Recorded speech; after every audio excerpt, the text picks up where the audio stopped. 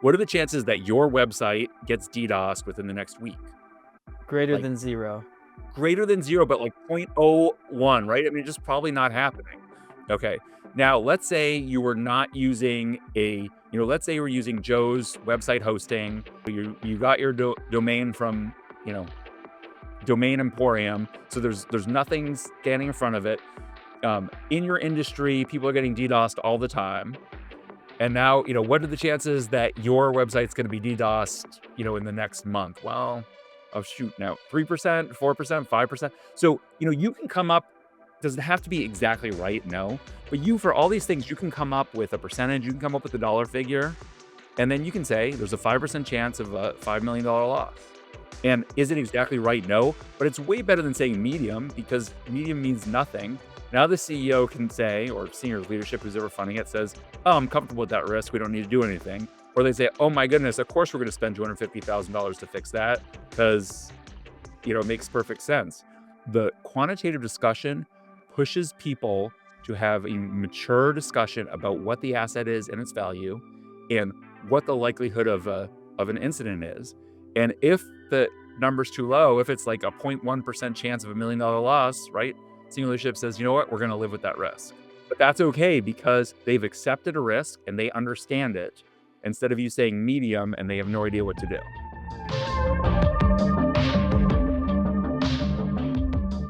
Hey, what's up, everybody? It is another Paramify podcast. I'm your host, Kenny Scott. And today on the podcast, we are joined by the Rob Black. He's the founder and CEO of FractionalCISO.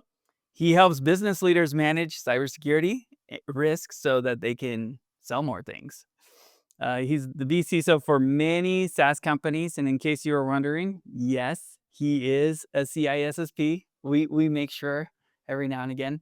He's also a LinkedIn top voice with over 16,000 followers. National treasure, I'm going to call him, as he's the author of many super entertaining wig videos on LinkedIn. And they always have really incredible, easy to apply solutions. And so I love those. Rob, we have dozens of listeners on the Paramify podcast. And I'm pretty sure most of them already follow you, but there might be a nice follow in there. You got like Homeschool Boy Awesome. 11, so he might start following you. He's great.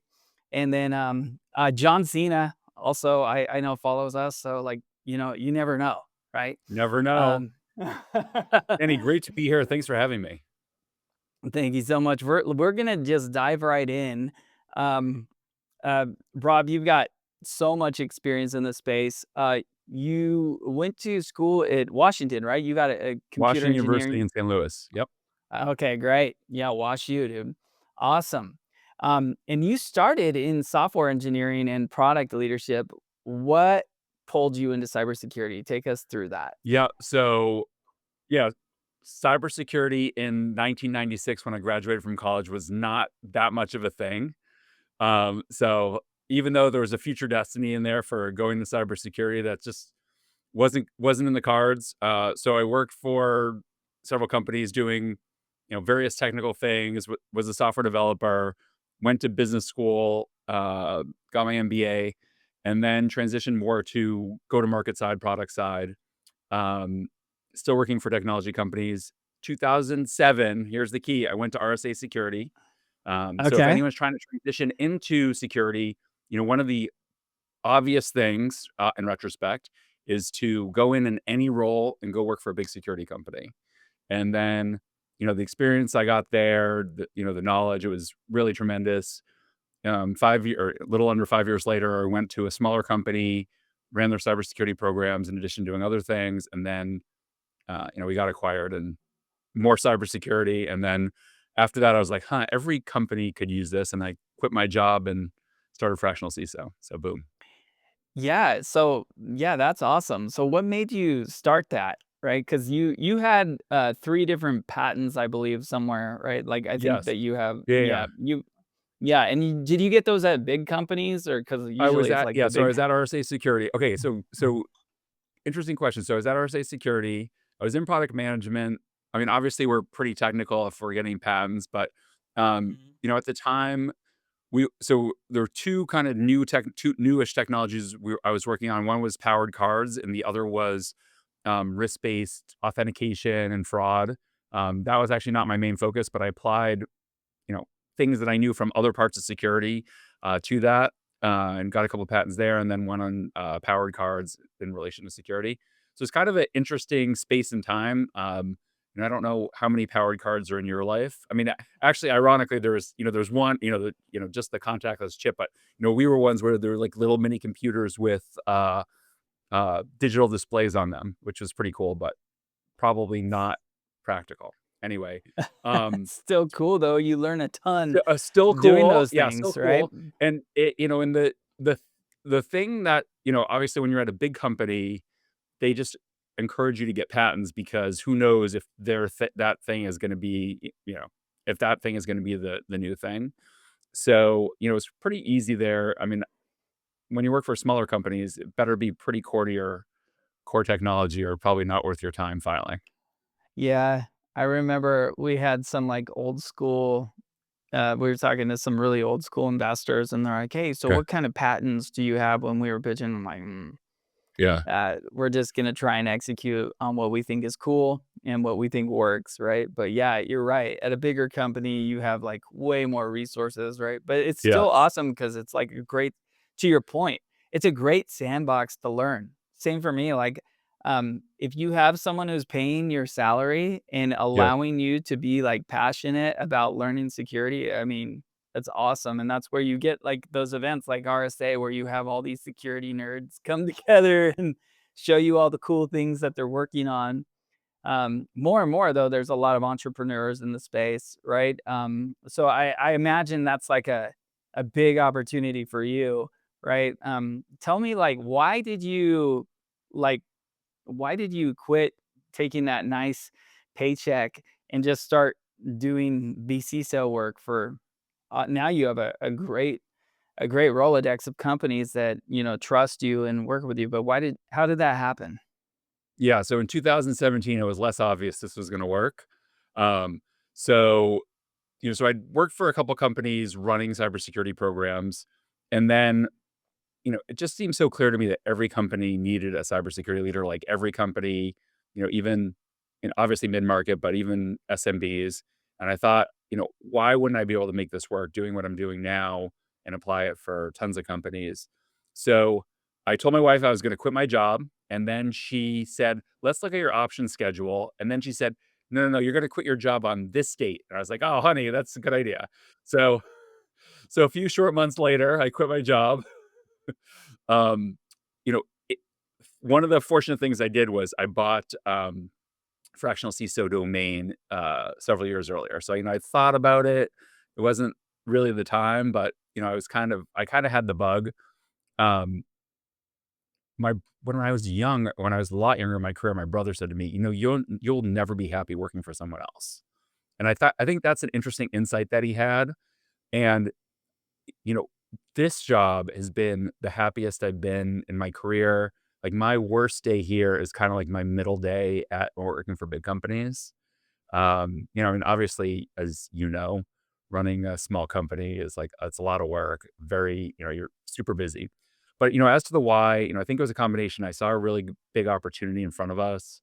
I was always interested in doing it, and it seemed so obvious. So, if you remember back to 2017, virtual CISO was a thing, but like people didn't know about it. So all my sales calls were, I'd have to explain the concept. Now Mhm. I literally not never in a sales call do I explain the concept.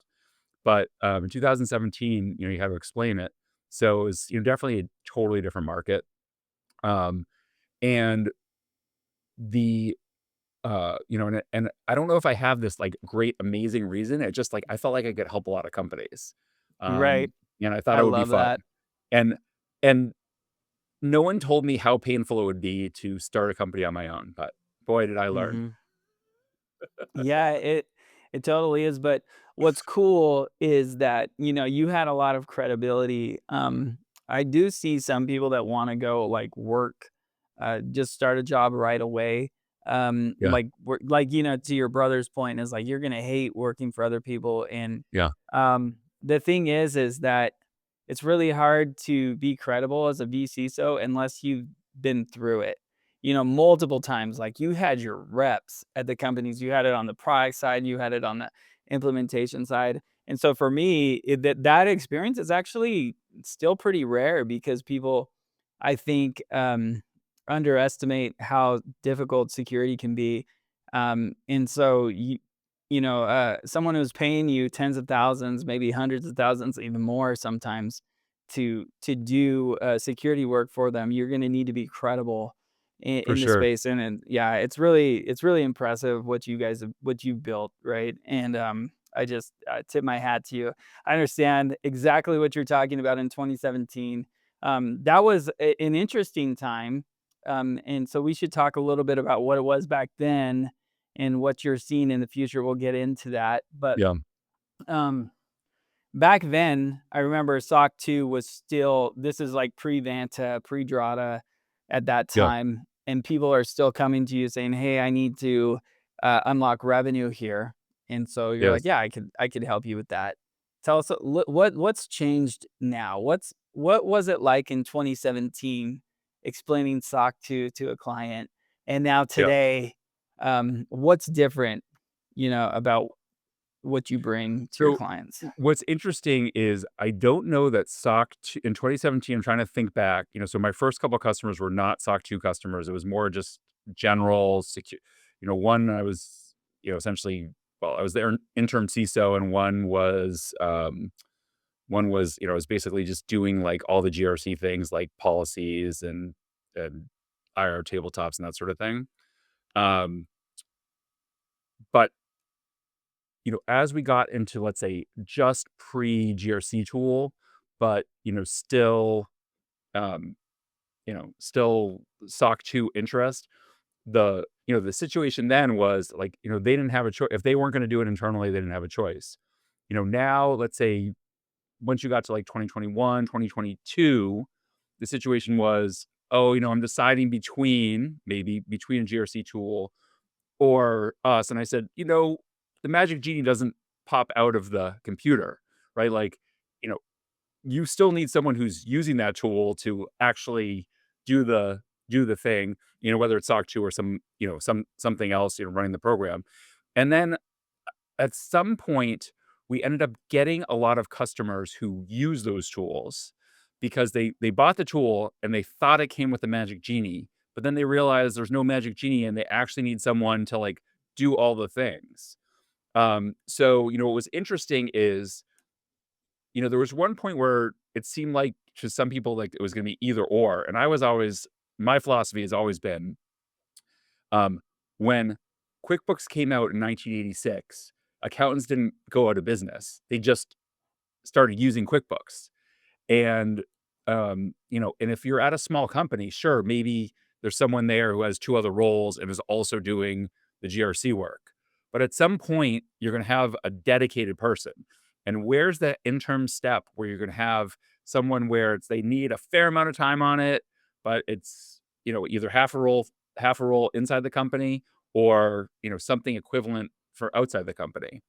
So, so while the the go to market has changed, or the way people perceive it has changed, it's really the same thing. It's like, do you need a human to help solve this problem?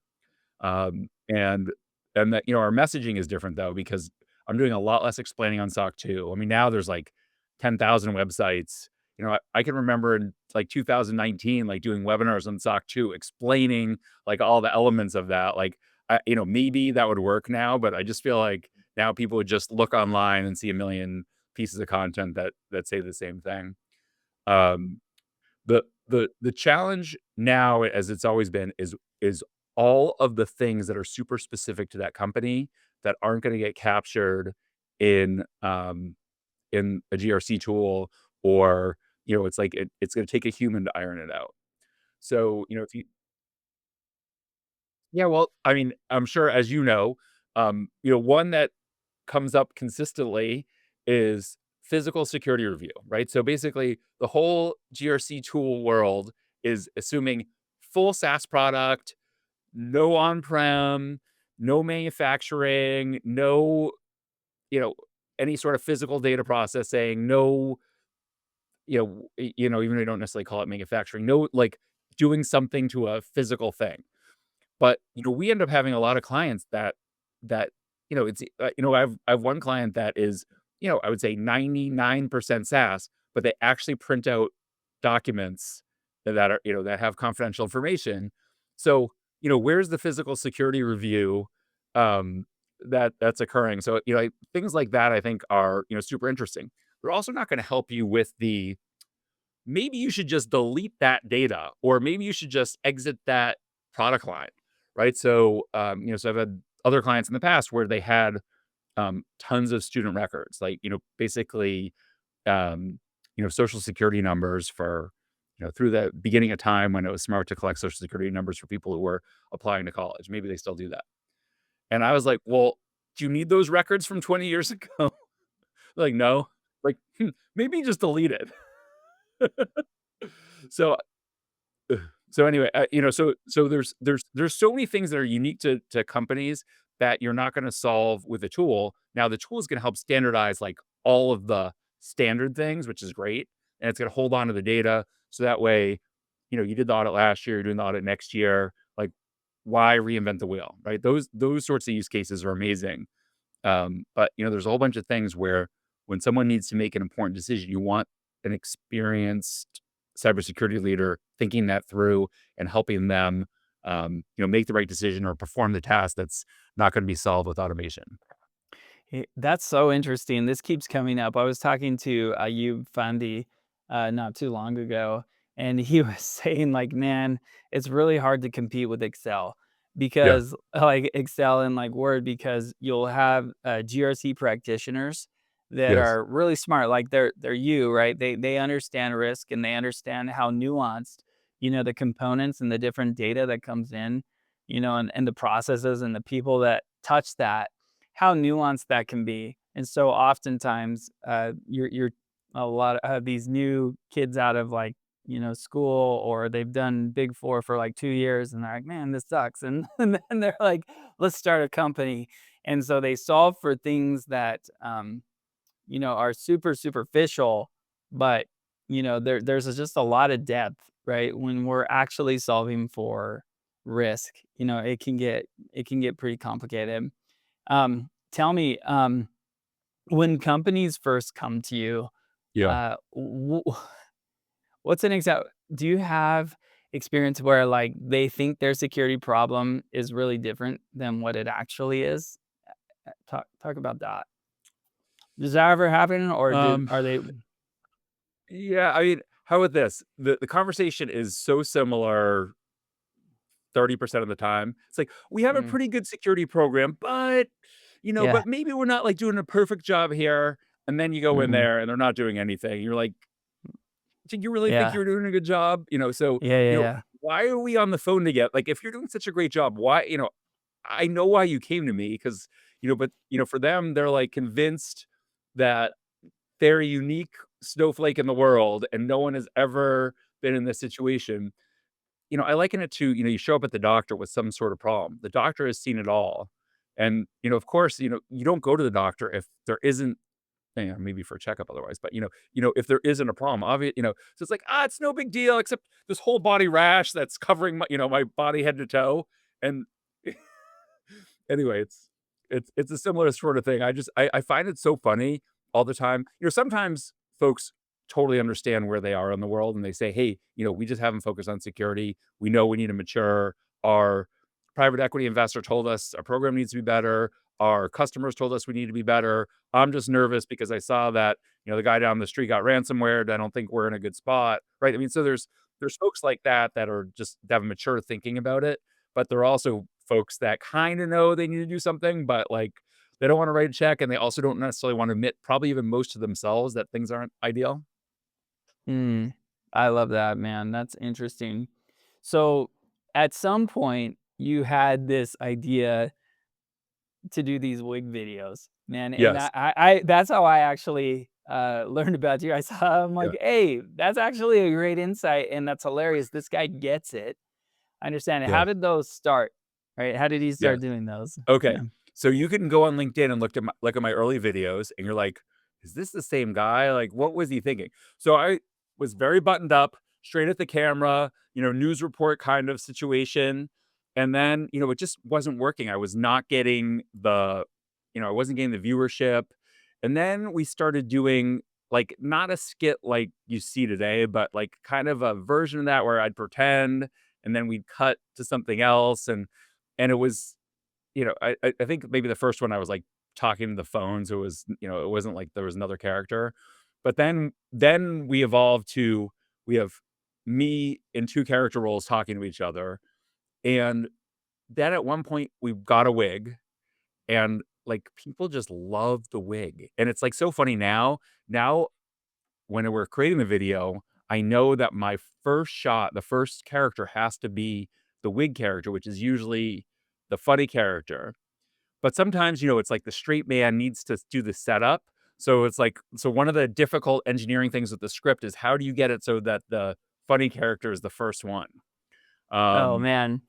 so Yeah. yeah, so we do think that through a lot, but like, I don't, just explaining the difference in viewership, we don't always have hits, but like our biggest Mm-mm. hits have been quite big for LinkedIn.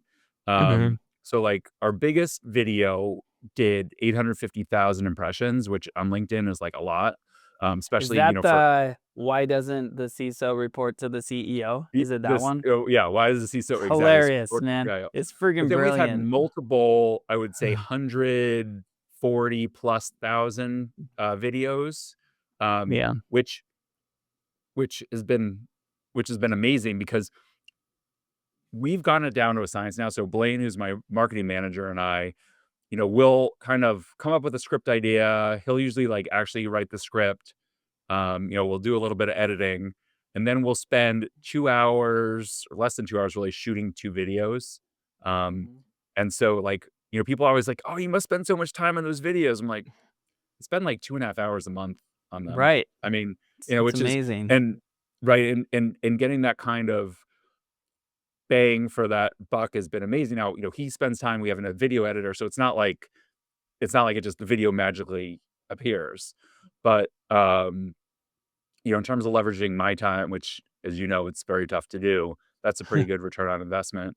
Yeah. And, I think the thing is that other folks need to realize, so if you're watching this and thinking, "Oh, how can I do my version of the wig video?"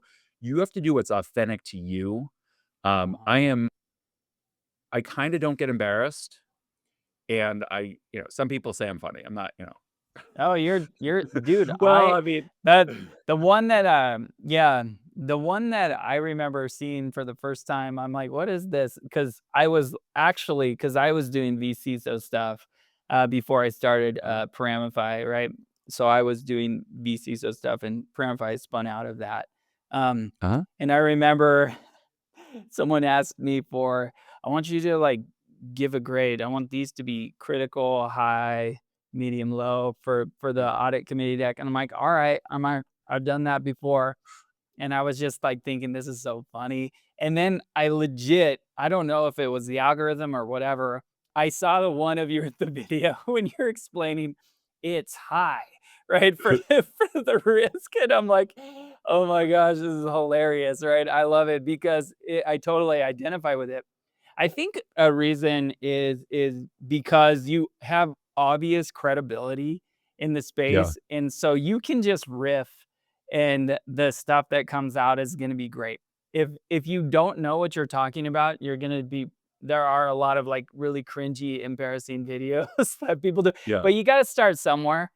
for But, sure. I mean, that's okay. I mean, Yeah, we're the all doing the the best we interesting thing can. is so many of the videos start with, like, some insight we've had where we'll be on a call with some, either client or partner, or we see something, and we're like, "This is ridiculous." And then that sparks, "Wouldn't it be funny if you did X?" And they're like, Right. "Oh, yeah, it would be funny." Then we have to Yeah. figure it out how to do it in the two-character, framework. So, our thing is a little limiting, but that limitation from a time efficiency for making videos is quite valuable. Yeah. Um, That's awesome. Well, I'm a huge fan of those. So I actually do kind of want to dive into one of the messages because I think that yeah, it's really important. Part of the reason it's got over 850,000 views is because of how relevant the content is. Yeah. So why doesn't the CISO report to the CEO? So what, in your mind, what separates CISOs who earn a seat at the executive table from those who Yeah. never really quite break through? Even if it's redundant, So tell us. yeah, so I think the first thing is, what does the CEO want? So the folks in the cybersecurity just say, well, obviously we need to be at the company because you could have a cybersecurity event that ends the company. And the CEO can't be comfortable with the risk that they're living. But the CEO lives with sales risk, with product risk, with manufacturing risk, with supply chain risk, with HR risk. Like, you think about what the CEO does, for a big company does every day. Like all the time, there is something that happened that they did not want to happen. Someone did something inappropriate from an HR perspective, and you have this huge lawsuit, right? And it's going to cost your company millions of dollars and be terrible press. Well, is that better or worse than a cyber incident? And so but from the CEO's perspective, right? Do they think cyber is important enough that they have, that they need to be a part of the situation? Or do they not and say, hey, listen, I'm delegating to so and so that's managing it, and I only want to hear about it, once a quarter in advance of the board meeting. Um, so, so the question is so first, is it important enough to be on the CEO's plate? Second bit is now you're the cybersecurity leader, and let's say it is important enough to be at, maybe not reporting to the CEO, but maybe reporting, in that second tier. But either way, okay, what are you bringing executive level discussion, good risk-based discussion? Is the discussion that you're having similar to what the CFO is saying to the CEO in terms of financial risk, right? So the CFO says, we have all this, we're doing all this business overseas. We have these currency exchange issues. The risk is huge. What, if the dollar drops by X percent, we're going to lose, millions of dollars. Okay. Now, is the CISO saying, we haven't invested in code scanning. Um, the risk is tremendous, and we're going to lose $5 million if someone does a SQL injection. I'm just making this up, but SQL injection attack Mhm. into our product. Probably not that specific with the CEO, and so therefore we need to spend $250,000 on this code scanning tool. Right. So, is the discussion around, we're going to lose $5 million? Here's the investment, $250,000. Here's some data to back it up, like the CFO is having. And if the Mhm. discussion is, oh, we have high issues, we have high issues, oh my gosh, the CEOs could be like, yeah, I have high issues all over the place. I mean, no one Yeah. told me about the HR issue I had, that's worth millions of dollars.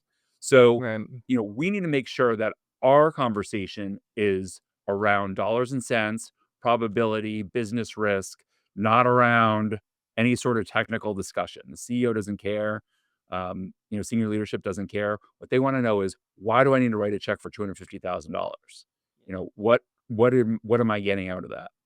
Or Cool. however much money, or, why do we need to reallocate resources toward this thing? So, I think that is a miss in cybersecurity. I think the fact that we say high, medium, and low is fine for communication. I just, I mean, your wife tells you, um, I don't like what's going on. And you're like, oh, it's medium risk. I mean, how well is that going to go at home? Yeah, So yeah, you think with the CEO. yeah. Yeah. Yeah. Yeah, yeah, 100%. Yeah, quantifying risk is really, really difficult, right? We did a, like, It's kind of a not tongue in cheek, it can it's be, not right? that difficult. If you make it hard. So how do you make it easy? How do you Yeah, simplify it? And so you go like, Rob, you're like, "Hey, just listen." How would you do that? It yeah, so can be crazy. I think the challenge is with, technical folks. They want precision. They have some sort of engineering background or some technical background, and so when you say, it's 5 newtons of pressure on this beam, people understand, "Okay, yeah, I get that."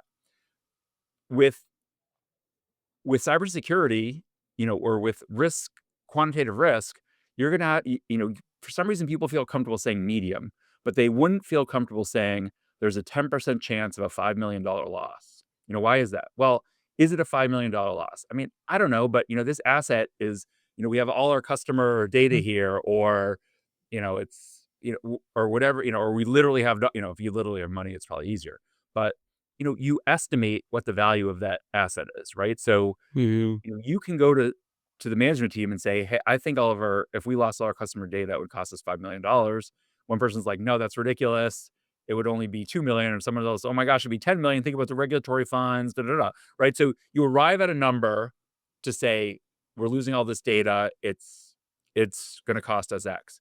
Now, in terms of percentage, how frequently things are happening in the industry. You know whether they're happening to the top tier companies with good cybersecurity controls or the ones with bad controls. Let's Mm. just do the DDoS example for anyone who's, in cybersecurity. What are the chances that your website gets DDoSed within the next week? Greater Like than 0. greater than 0, but like 0.01, right? I mean, just probably not happening. Okay. Now, let's say you were not using let's say you were using Joe's website hosting. You got you got your domain from, you know, Domain Emporium. So there's nothing standing in front of it. In your industry, people are getting DDoSed all the time. And now, what are the chances that your website's gonna be DDoSed, in the next month? Well, oh, shoot, now 3%, 4%, 5%. So, you can come up, does it have to be exactly right? No. But for all these things, you can come up with a percentage, you can come up with a dollar figure, and then you can say there's a 5% chance of a $5 million loss. And is it exactly right? No, but it's way better than saying medium, because medium means nothing. Now the CEO can say, or senior leadership, who's ever funding it, says, "Oh, I'm comfortable with that risk. We don't need to do anything." Or they say, "Oh my goodness, of course we're going to spend $250,000 to fix that, because, it makes perfect sense." The the quantitative discussion pushes people to have a mature discussion about what the asset is and its value, and what the likelihood of an incident is. And if the number's too low, if it's like a 0.1% chance of $1 million loss, right? Senior leadership says, "You know what? We're gonna live with that risk." But that's okay, because they've accepted a risk and they understand it, instead of you saying medium and they have no idea what to do. Yeah.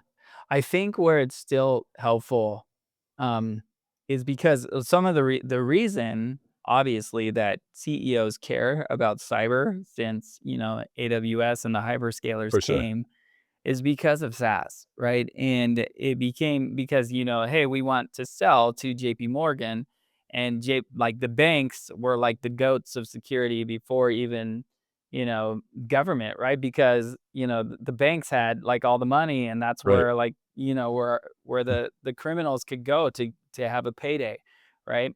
And so a big enterprise wants to sell to a bank, and so the bank says, "Okay, here's all of these security requirements." And you're like, "I'm sorry, what? What do you want me to do?" And they're like, they're going to be really specific to banks, and they're not going to have anything to do with like hyperscalers. So they're going to say like, "Do this," and then, and now those those banks want to use some of these cool SaaS tools, and they're like, "Okay, well, you need to have security in place, right?"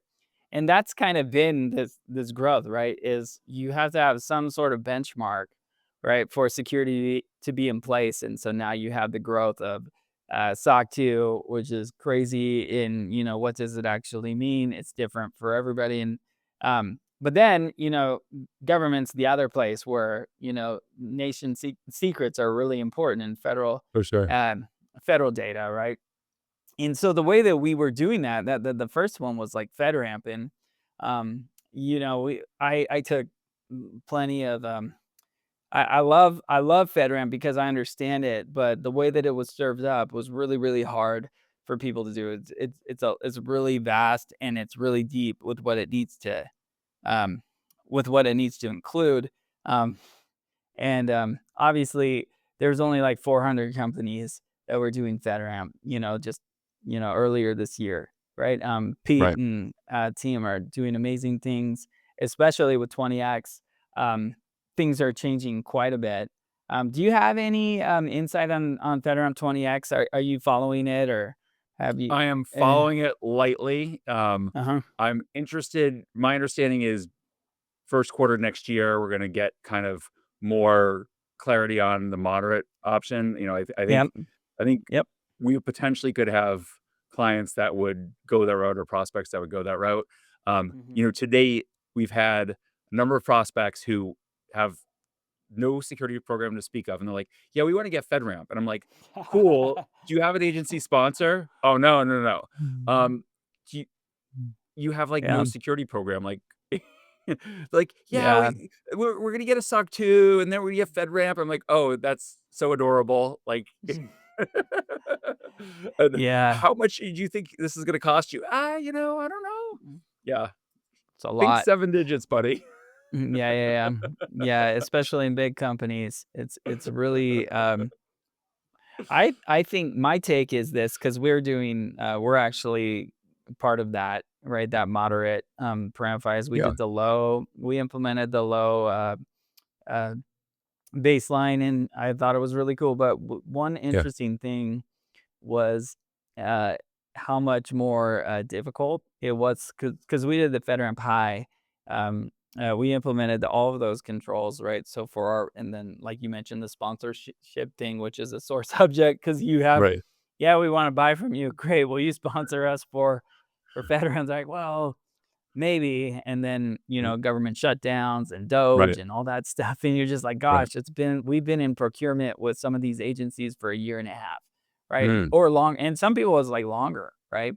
To do that, and they're just waiting, "Hey, are you FedRAMP?" I'm like, "Well, we're FedRAMP High ready because 'cause we're waiting on that agency sponsor," and that was just, such a hard thing, and I don't think it gets solved, so you have to change FedRAMP where it's possible that agencies could make a great risk-based decision based on a package that is served up digitally, right? That yep. is more modern and that, um, it's actually incredible what we're doing. I think we're part of that FedRAMP 20X, but it's not easier by any stretch. It is much harder, right? So the bar is raised in terms of what you actually have to implement. Maybe you're not going to have to explain how you do your policies in your procedures 18 different times in the same. Like, well, how do you do it for configuration management? Well, it's actually the same for access management. Are you sure? Make sure you write it. And so you had a lot of redundancy, which I get why that's important for maybe some agencies, but for the most part, the way that people implement security is a little bit more streamlined. Hopefully they have someone who knows what they're doing, right? Like someone like you that's has a brain that's got the experience to implement things in a little bit better way. I'm excited for 20x for that reason. I think it's much harder, you know, to do, That's but interesting. That's yeah, interesting insight. yeah, Yeah, I think the sponsorship was such a, commercial barrier, basically you have a you're the commercial entity, you have a relationship with, agency and, magic doors are opened all over. Um, yeah, I did have experience with FISMA with, this was several years ago with a client where an agency ended up sponsoring like, I was like, "Oh, you guys aren't gonna be able to do this," and then, like, the agency sponsor happened, and, like, all these magical doors were open and nothing mattered. I was like, "Well, I guess if you have the magic, door thing, then everything's fine." yeah. It's super cool. It's super cool. When it actually happens, it sucks. For because we had clients that were like with an agency, and they're like, "Hey, you Yes, need to do FedRAMP High." Right, yes, great. We have a great solution for you yeah, for delivering your package, right? yes, And they were like, "Oh, that's so exciting. Yes, I love this." And then the agency sponsor doesn't happen, even though despite saying like we didn't lose, we lost the funding because the agency would have to, front all of the money for that, right? yeah, Like hundreds of thousands of dollars right. where because what the agencies have been given are tools is just Excel. And so what do? They go AC1 part Oh my 1, gosh, that's so awful. AC1, and they go part A1 all the way through SI16, and you've got over 800 requirements that it's not 400 controls, it's over 800 requirements that you gotta, go through, and you're like, "Didn't I already answer this? What's different about this?" And like, "Well, it's a little different here because it's just that is like really insane. And so of course they're not like going to sponsor it, right? Because they're like, dude, I have to audit this, and I'm taking on the risk for every other agency. And that actually doesn't make any sense because No. if you if I get a SOC 2, or if I get FedRAMP or whatever, and I go and sell to Google, Google's going to be like, "Oh, great, that's fine." No, they're going to make me go through their questionnaire, and they're going to go through the process. And in Facebook isn't going to ask me, "Hey, does Google use you?" Because if so, then we're good. No way, right? They make their own risk decision, right? So like FedRAMP would, the way that it was set up is just like a challenge, right? And so uh, I think Pete has spent a ton of political capital, right? He's put himself out there, like just saying, "Hey, FedRAMP, the way it's set up is not going to work, like long term. We need to make some major changes, right, so that this actually does work." Um, and so I'm excited to be a part of that, right? But this isn't about me, Yeah. but It and it's an interesting insight that you have, though, on the 20X is gonna be harder because I actually did not have that perception. But I think you are trading maybe a more deterministic process for, more deterministic, but technically harder Mhm. versus, you need the magic wand in the other process and maybe technically easier. Yeah, you needed dark arts knowledge, right, Right. for the old FedRAMP process, which Right. is Right. what, For like, was sure. great. I mean, I love that, right? And I'm like, it was easy for us because we're like, well, we actually know a lot about, how FedRAMP works, and some people built their businesses and like, hey, I know how agencies work. I know how to talk to the agencies. I know, like, all of that is like, just it's kind of fluffy, and how do you know that stuff, right? It's political basically, right? I That's why, the FedRAMP thing, we're talking over 70% of the requirements need to have automated validation, right? That's a lot. I don't see that. I don't really Y see that Yeah. anywhere, right? You know? By the way, so, if they actually hold everyone to that bar, I mean, that will be something, but as a goal, it does seem pretty amazing. I mean, think about how many times you have a control, it's in place, then someone leaves, and, I mean, or whatever, or you change systems or whatever it is, and, like, that control stops working. I mean, the Mhm. automation there on the validation could be amazing. That's right. It Yeah. is amazing, and if you don't, like, I mean, man, it's just so hard to, to reach that bar, right? You gotta really think through, like, from an architecture perspective. You need to have a vCISO if you don't have one, or you need someone who knows what's going on to I architect a mean, solution where I you can I would succeed. imagine you need someone full-time working on that problem. Yeah, multiple people, right, typically Multiple people, yeah. in an enterprise for sure. Yeah. Yeah. Man, I'm sorry to digress. I just wanted to Uh, get your thoughts on 20X, right? Yeah. Okay. All right. Let's do a couple more. I know we're coming up on time here. sure. Um what do you think is the biggest waste of time when people are prepping for, let's say, insert any certification, right? It could be SOC 2, ISO, FedRAMP, FISMA, Yeah. whatever it is. Let's What just pick on ISO because we haven't touched on that. Yeah, Um, let's pick on them. Yep. yeah, the documentation requirements in ISO and by extension, a lot of the other, frameworks are, in many cases, useless, negative value. Um, it's, you know, it it's very frustrating because the more time you spend on pointless documentation, the more time you're not spending on actual security things. So to me, I find that frustrating. If, while we're picking on ISO, I mean, the structure of their internal audit is really not risk based.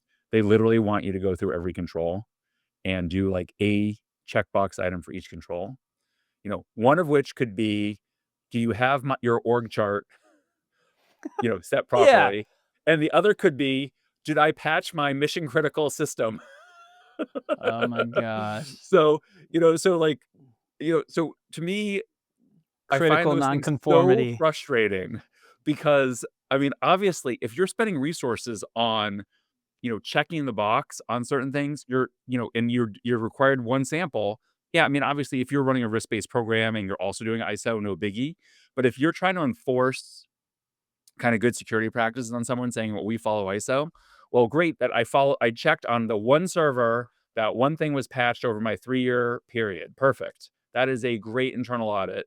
And now the auditor comes in and be like, "Oh yeah, by the way, you didn't patch these, Mm. 600 other things." Wow.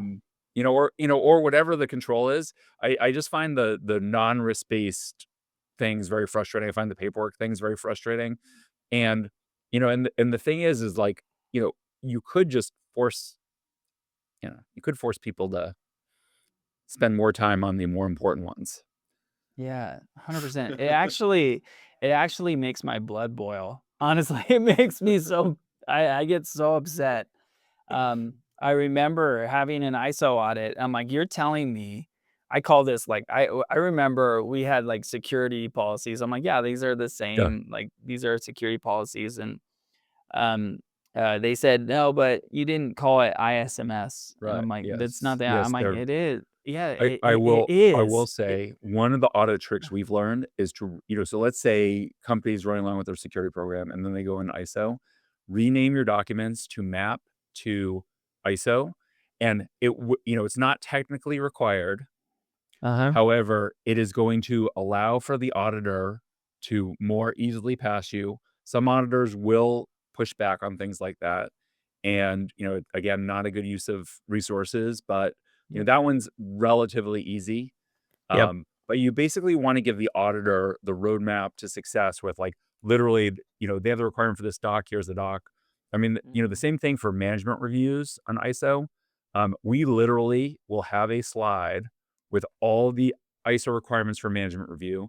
And when we run let's say a quarterly management review meeting, we will literally use that as the agenda for the meeting and make sure we've literally done everything. Not to say that, every auditor is you're going to exactly enforce it, but that way we have a agenda item, we have the notes, everything lines up exactly mapped to ISO, and Mhm. therefore, you're not gonna get, the auditor's not gonna ding you for that.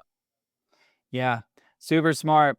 Yeah, that was like case number, before we even part of our prototype was just mapping the thing that you did, your solution for how you address a risk to like, Yes. hey, here's how it affects your ISMS. Here's Yeah. how it affects everything else, right? So yeah, maybe one day we can uh yeah. I think it's probably gonna get more complicated. It's just a matter of time, right? Someone else will come up with another standard, The everything. the But there's room for another standard, Mhm. and, to me, what we would want is a SOC 2 like standard run by a security organization that so basically has the flexibility of SOC 2. It's run by a security organization, so that way they're gonna iterate faster instead of running by AICPA, which is gonna just have they're less focused on SOC 2 because they're more focused on other things. The organization, for instance, let's say it was ISC2. If it were ISC2, any CISSP basically could say this new version of SOC 2 is not good. They put their credibility and their CISSP on the line.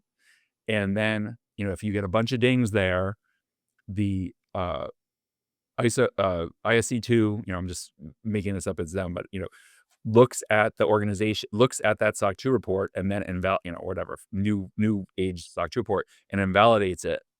And then if there's a CISSP, just again using this as an example start, that basically is like going after all their petty little things and pointing at all these companies to give them hell. You can have your CISSP suspended or something along those lines. And to me, if you had a SOC 2 like process with a security organization, that could lead to tremendous value for society. Because, the problem now with SOC 2 is there's not a standard by which they're measured, but the report can be so valuable and it allows you to customize your program for your risk or what you perceive to be your risk. Um, I think the industry absolutely needs a new one. And so, Yep. everyone always talks about, oh, like, oh, not one more new standard. Yeah, one more standard. Yep. Um, but I Mhm. think we are close on a couple of these, but a lot of them have a lot of overhead. Yeah, they do. It will continue. I think it's going to continue until, well past, when we retire and everything. But hopefully we can hopefully it gets a little bit better. I'm especially intrigued about 20x. I think it's going to work. I'm on record saying it's going to work. I know there's a lot of skeptics and haters out there, right? But I think it's awesome. I think it gives companies a path for success if they're willing to spend the resources, and that's what you don't have with FedRAMP today. So I think, GovRAMP, as a for instance, that makes much less sense to me to have a private organization with a pseudo FedRAMP process. Um, I think you need, imagine if it works and then state agencies, use the same thing. Maybe state governments would do FedRAMP 20x low. Um, I could just imagine it working because you have the resources of the federal government running the standard. You have a even playing field in the sense that, yes, you all have to spend a lot of money, but even in the sense that you don't need special connections to get it. It feels like whether or not this iteration works, it feels like it should work. Yeah, and it's just the pilot phase, right? So there's things that I'm already like gonna give feedback on, right? I'm like, hey, this actually didn't really work because you're just iterating. But directionally, we're going the right way, I think. So I do think it's kind of more with kind of more in line with what you were talking about in your vision, right? Now, like the assessors, I think the 3 PAOs are gonna be really important there, but I like that your CISSP is on the line. Um, they I always, anytime that I actually let mine lapse, right? Like a couple of years ago, and I kinda sometimes I regret it, but not really. Every time I was willing to pay, they would give me they would redo Yeah, my thing. the CPE process, I mean, by the way, so love ISC2. Um, Mhm. the CPE process needs to be improved. It's very painful, for people who are legitimately doing, if you're in the Yeah. industry, you're probably getting equivalent of 40 CPEs each year. It Mhm. just make it easy to register the data, make it easy to, not just this horrible, horrible process. Yeah. Yeah. Mm. All right, Rob. This has been a great conversation for me. Thanks for joining so much. Tell our Of course. listeners where they can learn more about you. They're probably already following you on LinkedIn, but tell them where they can Well, find if you. you're not, And follow me on LinkedIn. LinkedIn page usually has a lot of our valuable content. Um, I guess 2 other things. So 1, sign up for our newsletter. A lot of the content we post earlier in the newsletter, and we actually do have additional content. It's a once a month thing. You're not signing up for some horrible, marketing drip. It's really, I think all of our subscribers really say, "Wow, this is a lot of value in the newsletter." it's so good.